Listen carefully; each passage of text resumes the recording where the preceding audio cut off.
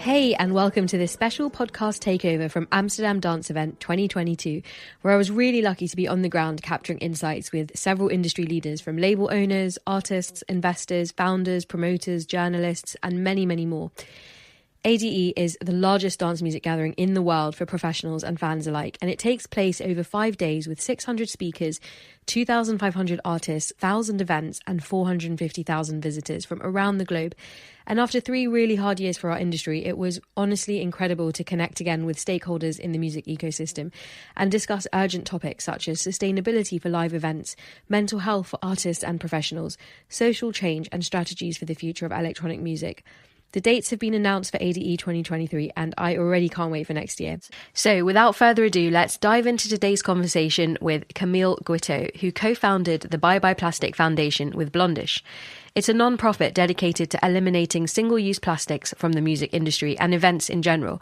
And if you don't know about the work that they're doing, then get to know them because it's incredibly important. And whether you're a fan or a professional in the music or events industry, there's a lot of things you can immediately adopt in your life and put pressure on respective stakeholders to protect this world. And let's face it, most of us go to events, right? And so one of the first things that Bye Bye Plastic did was introduce an eco-rider that any artist could adopt and send to venues when getting booked. This became a viral movement, and it spurred them towards becoming an internationally operating team of change makers, setting future forward and durable yet scalable change on the world's dance floors. Camille, thank you so much for joining us today on Mission Makers. It's a pleasure to be speaking with you in this Amsterdam Dance Event special, and I know you've been extremely busy during ADE. But before we go into ADE, tell our audience a little bit about, the journey of actually starting Bye Bye Plastic Life with Vivi from Blondish and what you guys hope to achieve as an organization. Sure. And yeah, thank you so much, Farah, for having me here. Great pleasure.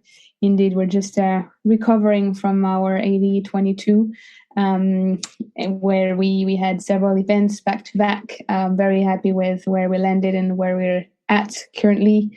But yeah, the journey with Bye Bye Plastic started about over 4 years ago, together with Blondish and myself. We basically, drew the same conclusions and the same vision for the future of the industry, and we had we formulated the same goals and intentions, but from a different side of the dance floor, so to say.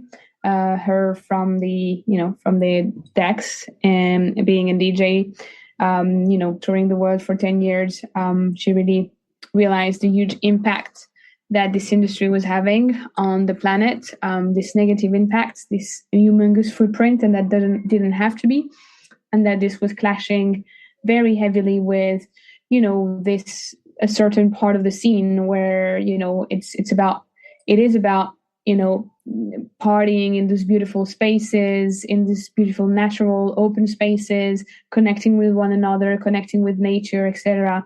And at the same time, so that couldn't really resonate with, using single-use cups at all points, plastic bottles, and trashing the floor all over. And on my side, it's kind of the same. I've always been, always for my short career so far, always been working with and in music, and that's my life. That's the resonance of my life. But I couldn't bear anymore to actually get my flow completely crushed by those plastic cups and plastic bottles that were trashing the floor.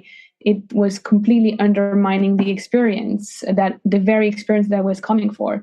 So I took a break. I had taken a break from my previous job and really was looking at what would be the next chapter. And very soon I realized that, the one priority for me was the preservation of the environment, making sure that we had a dance floor to dance on, basically, us and the next generation.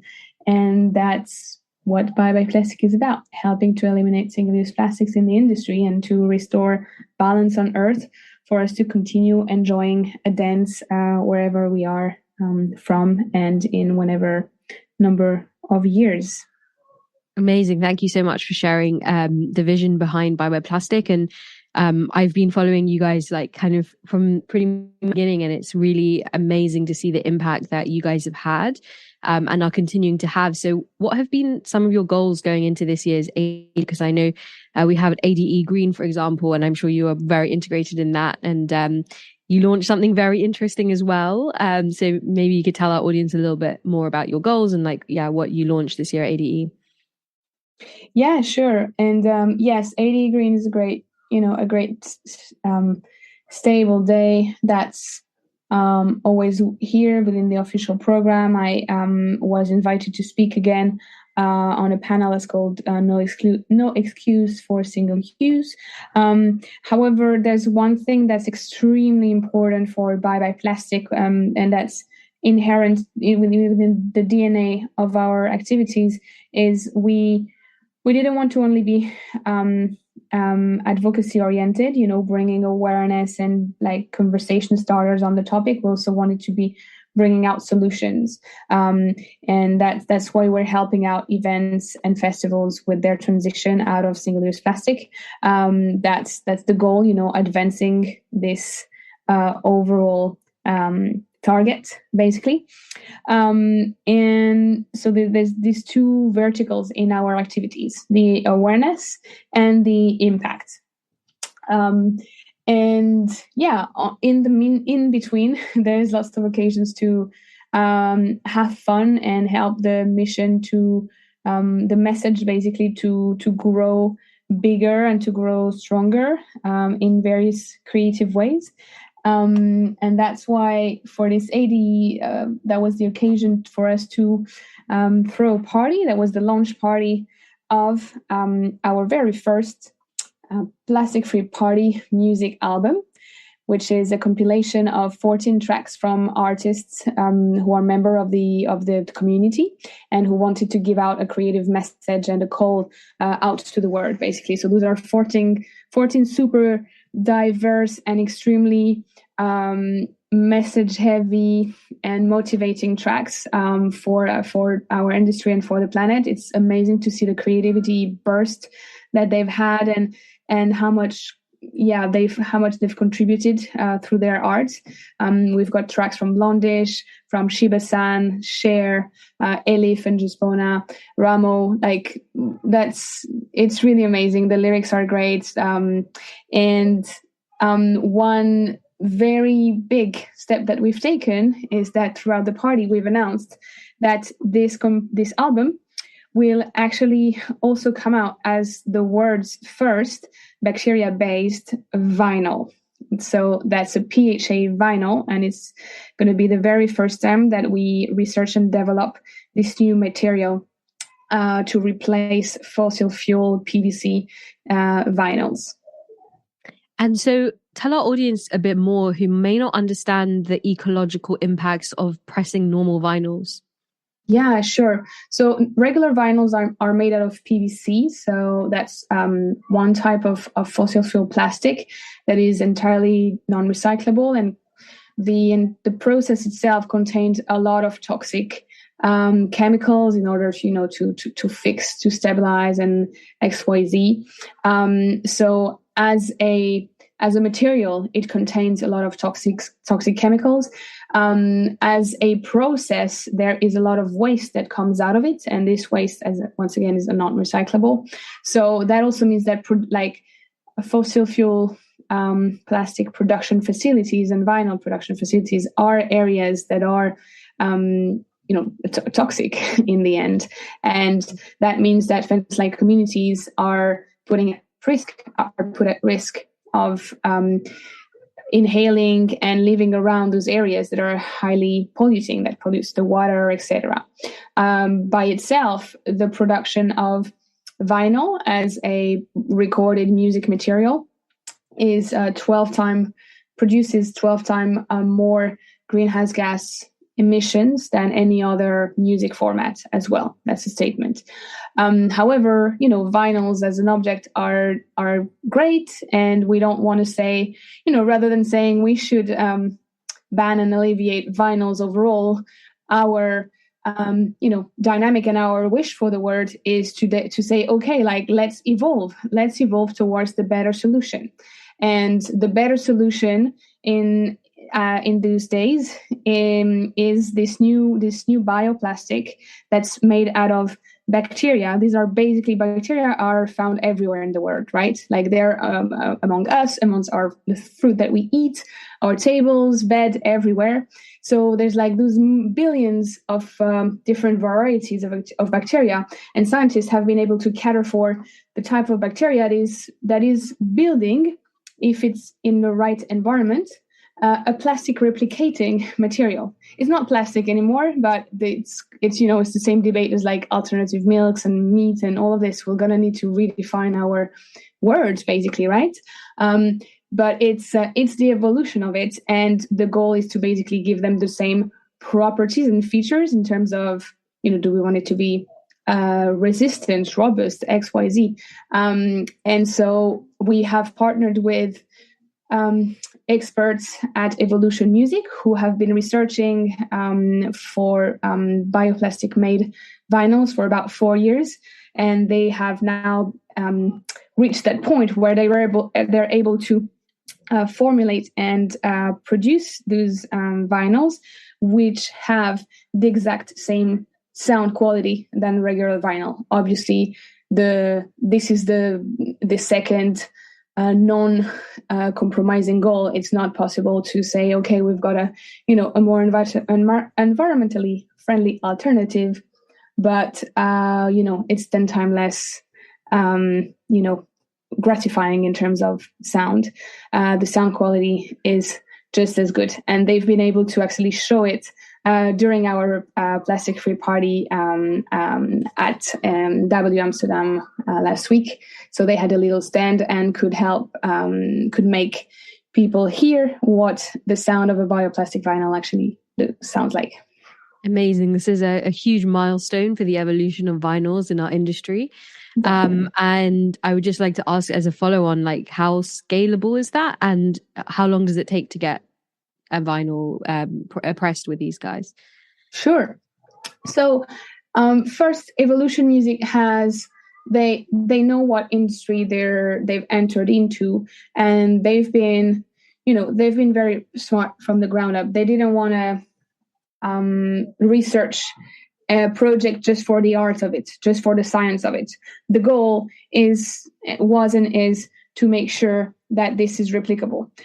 So far, there's been a few innovations in the world of more environmentally produced vinyls, but in order for those solutions to work, they need to be scalable. Indeed. And here, this is entirely scalable simply because those new materials are adaptable to every vinyl pressing facility. It's literally just a change of the feedstock, the stock that you buy. Instead of buying a fossil fuel produce, you're going to buy its bioplastic alternative. Now, obviously, the question comes in terms of like costs. So first, it's going to come at a slightly premium cost, just like any innovation, any R&D, because there is the R&D behind it. Because yes, there are the few starter years of putting the brains and the hours of work and the human work into this. But the more we stimulate the demand for it, the faster those prices are going to go down, and the faster the adoption is going to come. That is the same with every single R&D dynamic and technology, basically. In terms of when this vinyl is going to come out, so right now it's open for pre-orders, and we will press them in the coming 2 months. So we're looking at shipping them in February. So that's 2-3 months, because this is again an R&D project. It's a world's first, so there's a lot of things to look into and cater for in order for it to be successful. Super, super interesting. Well, yeah, can't wait to buy this vinyl and see how I'm very curious how you play it and how it sounds on the speakers as well. And I'm sure everyone else is. So we'll definitely link back the place where our audience can also follow up and purchase the vinyl and support a good cause. So some of the panels that you spoke on, what were some of the key takeaways that you could share with us that you wanted your audience to kind of be empowered by through those panel sessions? Sure. I think one of the key call outs that I've heard, that I totally agree with, of course, is like if we turn towards event organizers, music brands, the fact that there's no more excuse and there's no more time for laying back on single use fossil fuel plastics.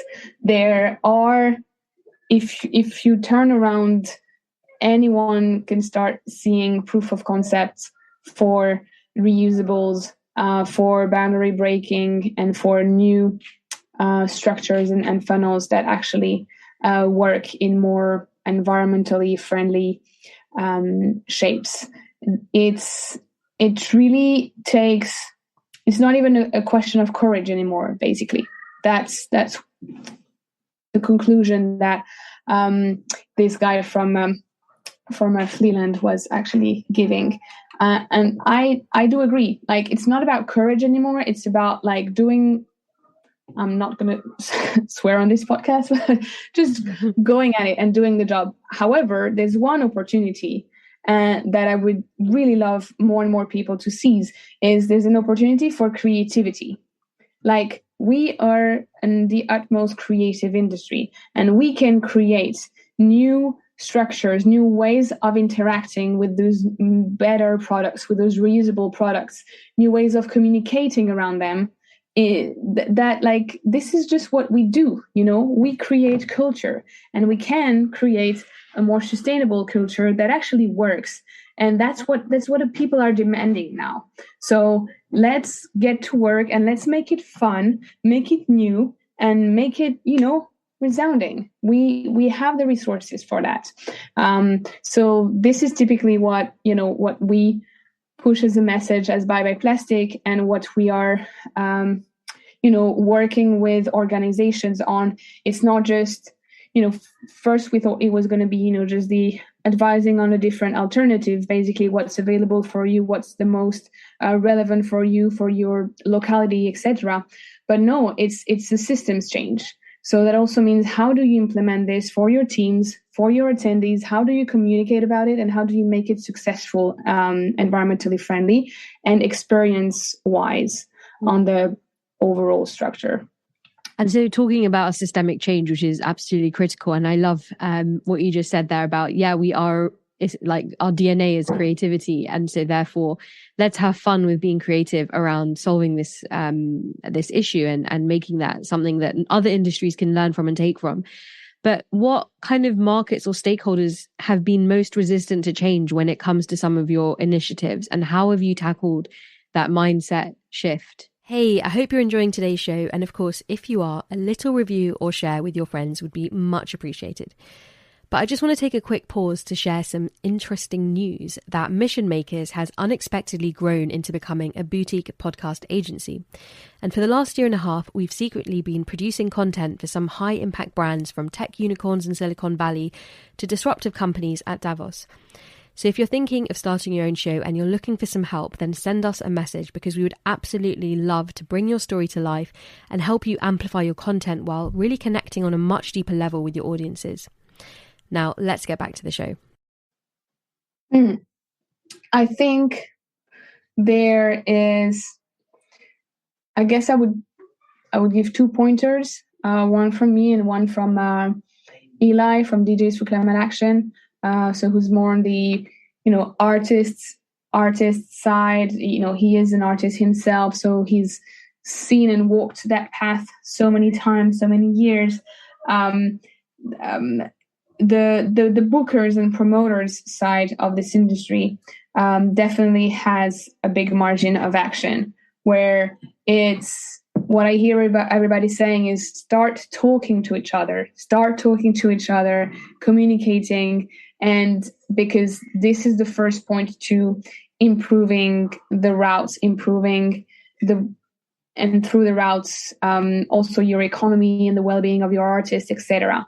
Because everybody wants to, improve XYZ, but there's this logic of secrecy that is actually not relevant anymore at all, and that everybody is trying to preserve, while, again, there's so many more creative routes that we could go that are more open. Want to give one example, because she's apparently the only one who did that so far. Aneta, French DJ, who created Mama Loves You booking agency, and they committed to.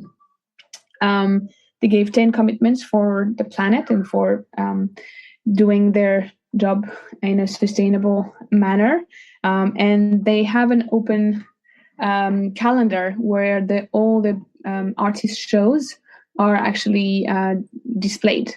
So everything is public for bookers, so they can arrange and actually look at dates that are close to their regions and cities, and optimize bookings this way. And this is exactly where we should go. On the second pointer would definitely be, music brands and festivals, and again, really advising to start making bolder moves to rethink activities, because again, that's what your audience is demanding, that's what your governments are now demanding or about to demand, and there's no one else who's in a better position than you to actually rethink. You think that your wallet is going to take a big hit in that, but actually if you do it with experts and if you do it smartly and openly, you're going to find new ways of creating revenue that you would never have expected and thought of before. And so, like, from an artist perspective, and I know you focus a lot on reducing single-use plastics, but from an artist perspective, like, what are the 3 areas, and obviously you alluded to one just there with touring, what are the 3 biggest areas that they a negative, like, kind of impact on when it comes to more sustainability, so that we can understand and hopefully we can take the right measures in place to change that? Yeah, the second obvious is the travel, indeed, traveling, flying, etc. But most of them don't want to travel that much. It's drenching. It's not a nice lifestyle at all. It's a tyranny for most of them. But it's the only way of earning a decent income. So a lot of them are probably not saying it loud enough, but are starting to call to, it needs, again, there's going to be a systemic industry change where the revenue models need to switch out of live touring and switch into remunerating production better. So we're talking streaming, we're talking live concerts, digital live concerts, etc., creating new revenue models. And I think there's been a few great examples from COVID, actually, and we should definitely go back to it. I remember, like, Bicep completely killed it, even through the distance of our screens throughout COVID. So it is feasible, and we should just, like, take those examples. And in terms of, so reducing the transports, the air transport, reducing the flights, and wherever that's not feasible, finding solutions for that. And I really do want to touch upon carbon removal and not carbon offsetting, and as well as a solution an initiative basically that we've put out together with Digital and Sky Energy, which is called the Climate Gig. And it's basically a solution for artists, but also for attendees, because attendees also do travel to festivals. Solution for them to book sustainable aviation fuel. It's a new type of fuel that consumes 80% less energy compared to fossil fuel. And so it saves a lot of energy. And this website allows you to book and invest into it so that this fuel can become more available in bigger places. Obviously, it's a new technology, so it's going to be available around the production site. Otherwise, they would be stupid to transport fuel to any other flight that you want to book throughout the world. So it goes directly from the production site to one set of planes. However, the more we demand for it, the more airlines are going to start book it in more and more recurring flights. So again, that's the same logic of demand and offers, demand stimulating the offer, basically. And so the Climate Gig is available both for artists, but also for event attendees to invest in, to do the right thing, to do the right step, and feel better about their travel if they really go for it and do it. Because one last note on this, it might not be an obvious from an outsider perspective, but for big international festivals, the biggest carbon footprint of an international festival always comes from attendees' travels. Because if you imagine you have a lineup with 50 international artists, imagine the number of international visitors that are behind. So that's exponential. And so this is also something that you can do about yourself if you're choosing to go to a festival by plane. No, definitely. And the fans, with the issues that you mentioned before, the fans are equally responsible for taking the solutions into their hands. And that comes down to putting more pressure on streaming platforms to completely, turn this model into a completely fair and equitable model. And I think that the first thing that everyone we've spoken to said, like, this is the major thing that needs to shift, because it's not fair that everyone else has to kind of, as you say, like, live this really grueling life to make money when there's so much that the platforms themselves are making off and not fairly distributing. And of course, the creator economy in the metaverse will hopefully unlock more value per fan, taking away hopefully that shift from streaming, but also, as you say, like looking into initiatives like this where you can put more of a pressure on alternative fuels and so on and so forth. And so talking of the metaverse, of course, your founder, Vivian, is extremely integrated into Web3, the metaverse, NFTs, crypto and stuff. Do you guys have any exciting plans that you can share for us around this transition for Bye Bye Plastic into the metaverse? And is there any myths you want to debunk about crypto and climate? Sure. Well, more than tease or more than teases, we can actually talk about some projects. Something we launched not so long ago before ADE. Bye Bye Plastic actually launched its own Bye Bye token, and it's an eco token. So that's a token that's actually of which the value is curated on the environment. So we're basically putting the statement that the better the environment is going to go, the better the economy and the society are going to go. And so we're incentivizing people to take action for the planet and rewarding them in eco tokens. This is also something that you can find on the website, that you can find and look on the website. And linked to debunking the myth of carbon footprint in the crypto space. This token was created thanks to a grant by Cello's Climate Collective. So Cello is a crypto. They have it's a cryptocurrency. Sorry. Climate Collective is their foundation that's dedicated to basically everything refi. Refi is regenerative finance. So there's been DeFi, help me here, a decentralized finance, and now it's refi, regenerative finance. That's this entire space that's looking into the features of Web3 in order to create a regenerative economy that's more fair to people and planets, basically. Cello itself is actually very carbon efficient. The first thing is that they're using a proof of stake mechanism, which is the evolution of the first mechanism. And it's basically the way that the network talks to each other. I can't really go into too much detail myself, not knowing so much of the technique, but understanding high level. That's the way the blockchain is actually prompting and speaking to each other. This new mechanism is between 98 and 99 times less energy consuming than the proof of work mechanism. So from the beginning, basically, it's emitting exponentially less. Furthermore, they're, as I mentioned, very involved into refi projects, as well as carbon efficient project and regenerative agriculture.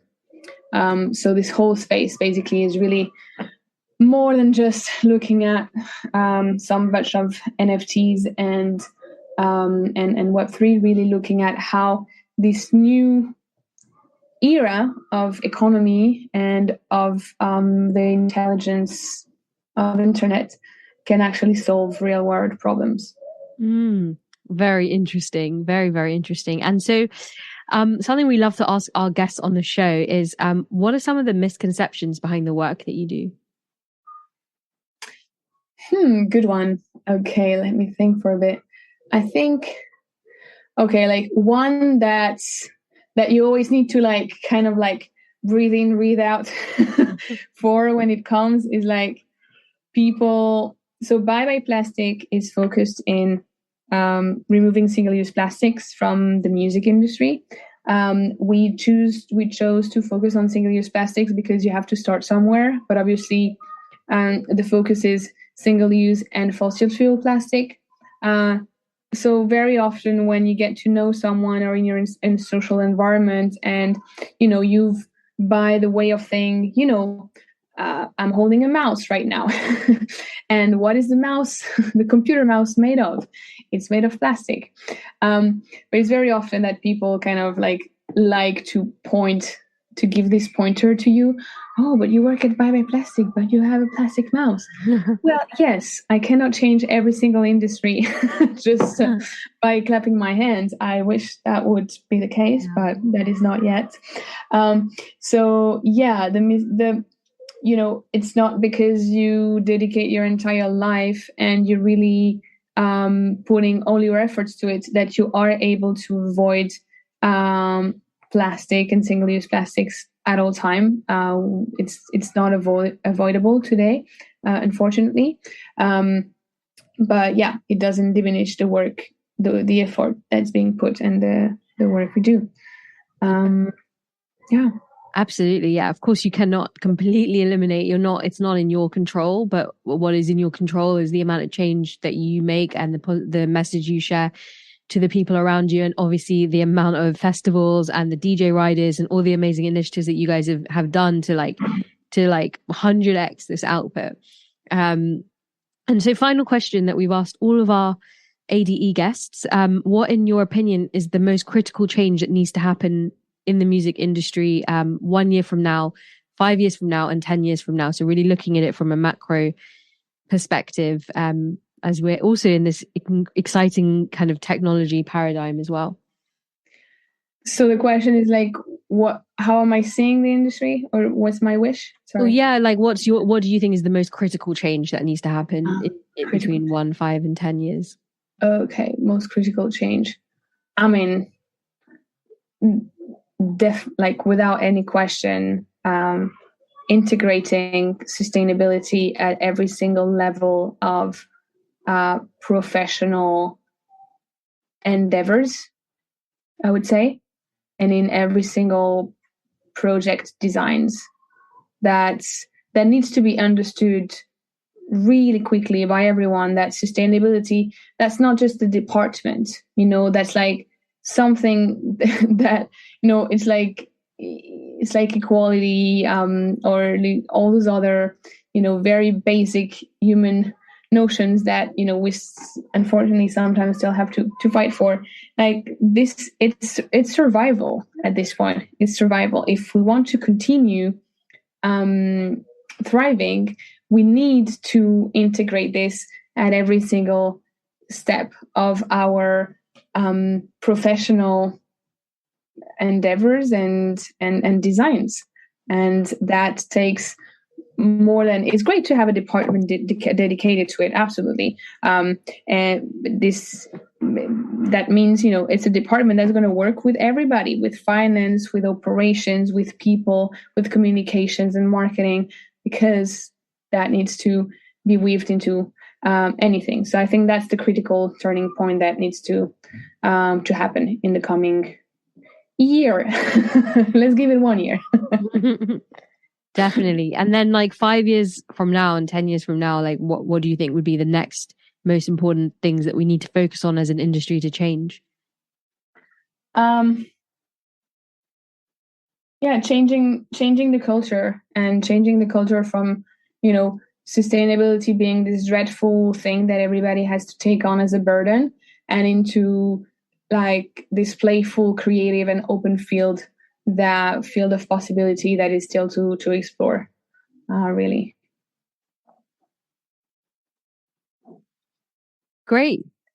Okay, well, I think we learned a lot from today's conversation. And if you weren't at ADE, then, hopefully you've been able to listen back to some of this and see some of the discussions that have taken place. Because I think also something that's been highlighted a lot in the post ADE buzz is just how willing people are to dispel a lot of myths, and just as you say, there's a collaboration element that is what's necessary to help this industry continue to move forward. And I think ADE was a great coming back after 3 years. It was a great example of an initiative that's really working with different stakeholders to spearhead that change. Yeah, thanks a lot, Camille, for your time, and wishing you all the best with the future plans for Bye Bye Plastic. Thanks, Farah. Thank you very much for having me and for having Bye Bye Plastic. And yeah, looking forward to see you again.